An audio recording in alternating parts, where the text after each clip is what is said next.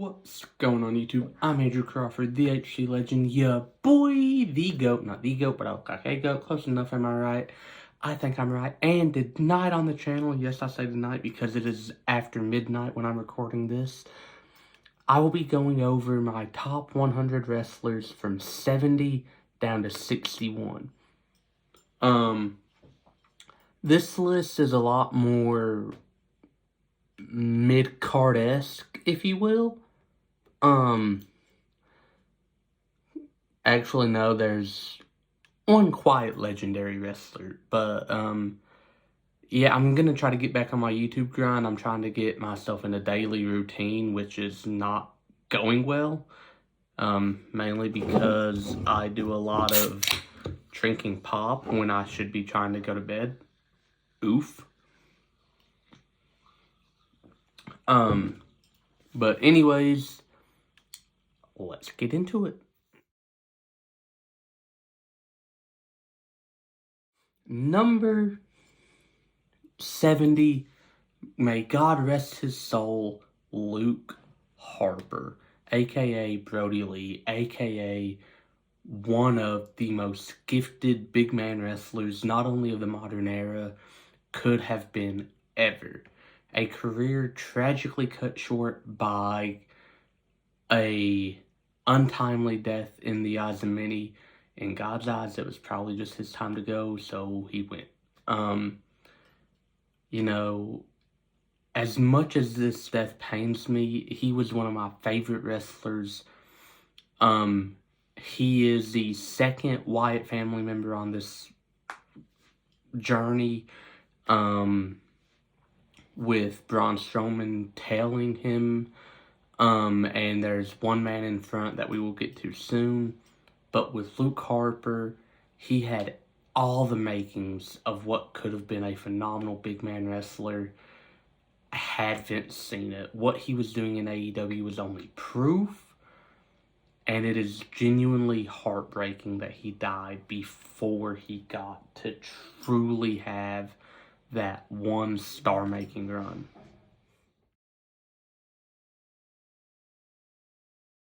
Number 69, nice, yeah, go ahead, make the joke.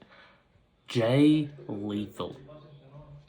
My memories with Jay Lethal go back to TNA and him having that weird who's the better Ric Flair contest with Ric Flair himself, and just him showing that he could do comedy.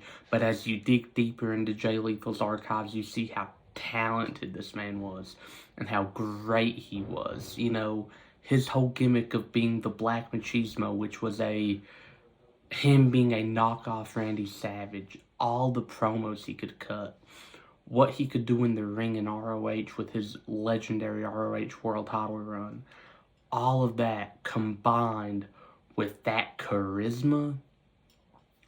If WWE would have got their hands on Jay Lethal, God only knows how powerful that combination would have been. I'm gonna die on that hill.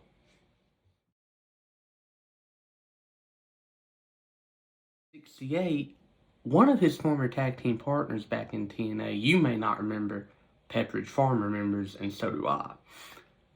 Xavier Woods, in TNA known as Consequences Creed. Xavier Woods has been one of my favorites since he debuted on the main roster with his dancing gimmick, where him and RTruth were just goofing off, having a blast. Then he formed the New Day, and they went on to have the second longest tag team title reign of all time. At one point, the longest. The Usos broke that. They would go on to have, I want to say, 7 tag title reigns together, and Xavier Woods is involved in one of my favorite WrestleMania storylines of the modern era, getting Kofi to the WWE Championship match at Mania in 2019. That tag team gauntlet match that they ran, The Bar, the Usos, Daniel Bryan and Eric Rowan, there were more, but those are the main 3, because those were like the top 3 tag teams in the division at the time, was so emotional. And the segment that was supposed to be the Usos bout, where the Usos said Kofi's earned the fans' respect, he's earned the respect of everyone in the back, he's earned our respect, so tell Kofi good luck because we forfeit, is one of the biggest pops I've ever given a promo, because I'm sitting there in my dorm and I'm like, man, and then they do that and I screamed. But Xavier's not just good with a story.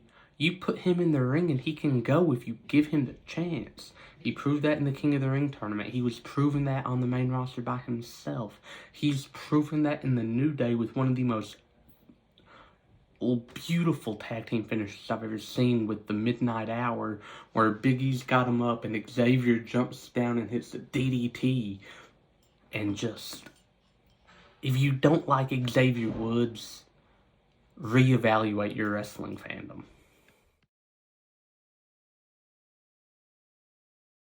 67, Austin Aries, a man I've actually had the pleasure of meeting. One of the most amazing talents to ever grace any ring he's been in. You know, WWE did not use him properly, and that sucks. But let's go back to TNA. What he means to TNA, specifically the X Division and the X Division Championship. Option C. When he won the X Division title, Hulk Hogan gave him an option: keep the X Division title or cash it in for a shot at the World Heavyweight title. Austin Aries said, I want to go with an option C. I cash this title in, and everyone else that's X Division champion going into this pay-per-view gets that same opportunity. And that's what they went with. And it is a great way to get an up-and-coming guy that major title opportunity. And not only that, but his moveset. You know, a lot of people do a brainbuster for a finisher. Cool. Austin Aries does it better than any of them. His last chancery submission, where he'll tie your legs up, lean back, wrap around your chin and pull up and like just kind of stretch you, looks like it might kill you. And guess what? It hurts. I've been put in it.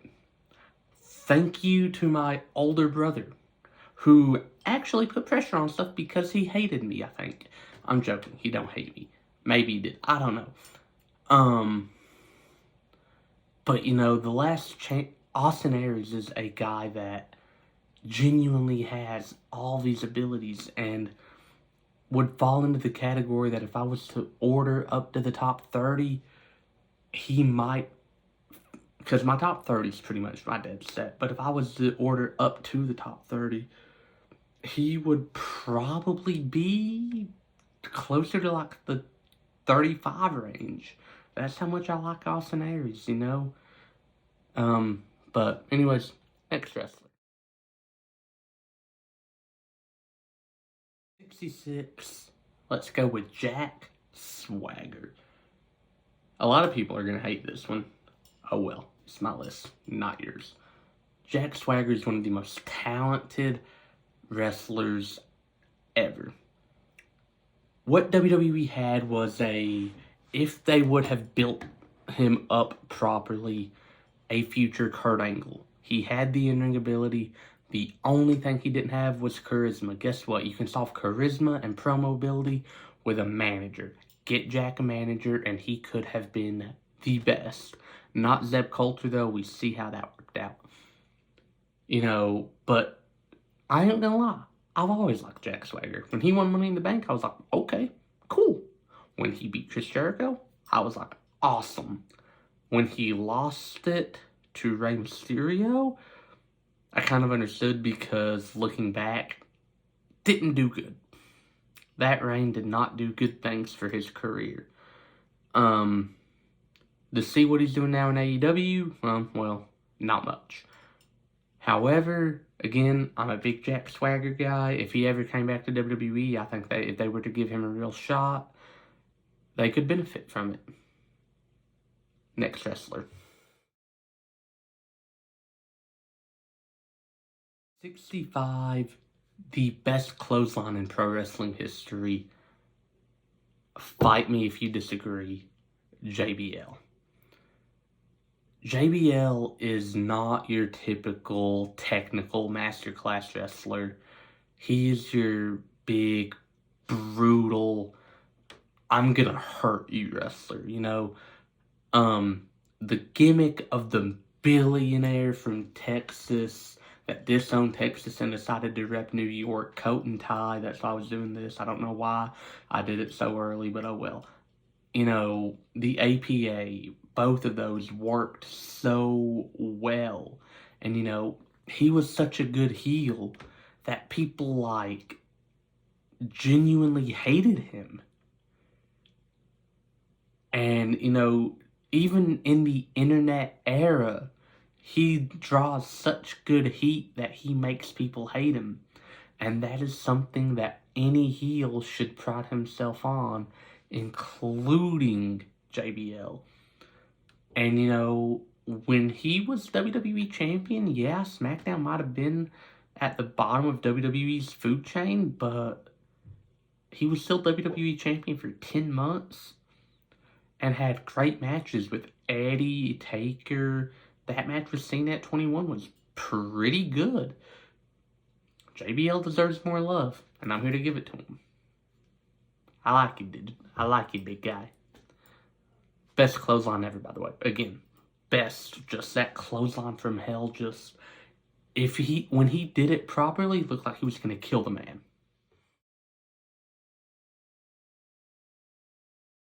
64. A lot of people are gonna be like, "How do you have this man so low?" He's done some things in his past that you can't look past. However, for the sake of what he means to pro wrestling, separating the man to the wrestler, even then, I still don't love him the way other people do.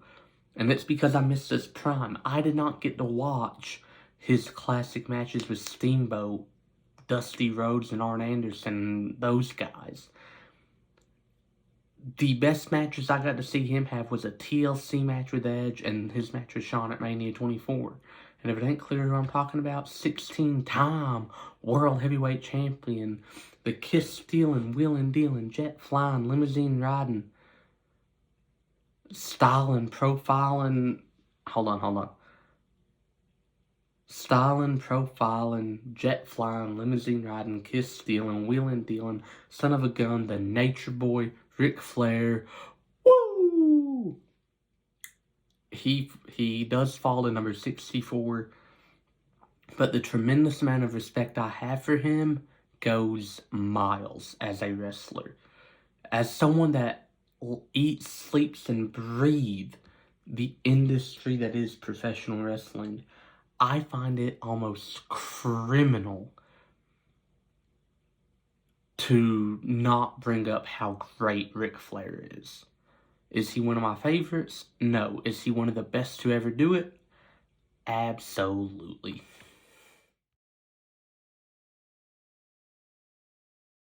'63, this one I'm quite a big fan of, and I'm gonna defend this. He is in the top 3 wrestlers to never win the WWE Championship. John Morrison. John Morrison is one of the most talented, athletically gifted, charismatic wrestlers that Vince McMahon ever had the grace of having in his company. And do you know what the biggest thing he's done is? Win the Intercontinental title. Multiple tag title reigns with The Miz and Joey Mercury as a part of M&M. Cool. But how gifted this man was, the fact that he was never WWE champion is, dare I say it, a travesty. John Morrison deserved so much more. And when he went to TNA and won the TNA World title, I was giddy like a schoolgirl. And then Austin Aries did the whole no-sell thing, which kind of bumped him down on my list. Kind of a jerk, but oh well. But Morrison, Johnny Impact, Johnny Dynamite, Johnny Mundo, Johnny Nitro, John Morrison, whatever you want to call him, I call him not only one of my favorites, but he's someone that if I reorganize this list up to 30, he might be exactly number 30. He might be just barely outside my top 25. I love John Morrison that much. And it's a whole thing of that's how much respect I have for the man.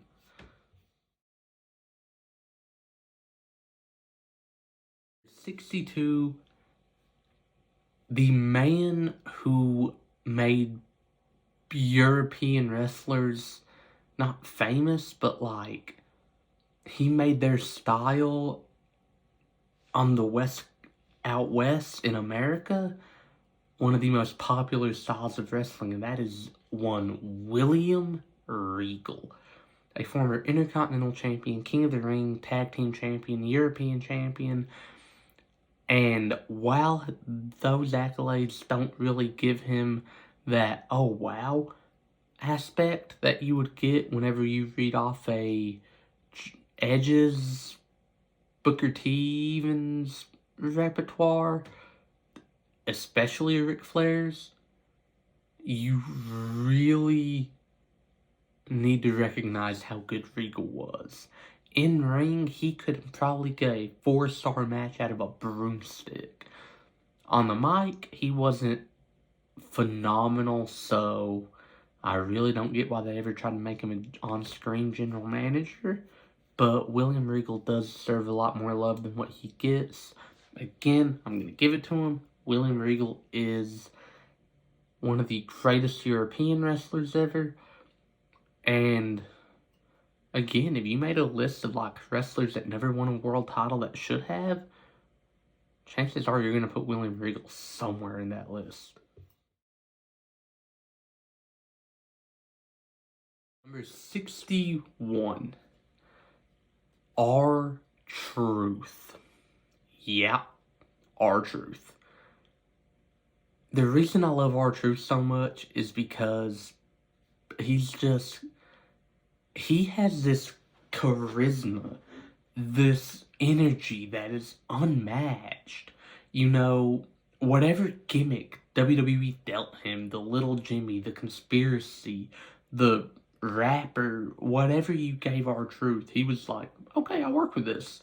The comedy, the whole thing where he had a freaking phobia of ladders or phobia of spiders and climbed and it was supposed to be like a ladder phobia, but he said arachnophobia, and they made it a whole storyline. All of this, you know, where everything you give RTruth, he'll turn to gold. When he would come out and say, I'm gonna win Money in the Bank, and Kane was like, dude, you're not even in the match. He was like, my bad, and left. RTruth is the best comedy wrestler of all time. I said it. RTruth also doesn't have a bad repertoire of like accolades. United States champion a couple times. Tag team champions with Kofi Kingston, one of Kofi's like 200 different partners. RTruth's one of those guys that deserves a lot more love too. And you know, he did have a ceiling. He was never going to be a world champion. But he did hit his ceiling. And again, he's just elite, bro. I love RTruth. And that's the video. Did you like it? Did you love it? Did you hate it? Tell me about it in the comments below. Don't forget to like, share, and subscribe. And stay tuned because I will be home all week. And I won't have work, and I won't have anything else to do, so I might actually end up making a couple more videos on my top 100 wrestlers of all time journey, and I might do the One Tree Hill versus Vampire Diaries thing that I've talked about doing, and this time try to not make it an hour long because I made it an hour long last time. Or I might just do my top 10 characters from each show and call it at that. But with that being said, I'm Andrew Crawford, and unlike John Cena, I can see you, and I will see you very soon.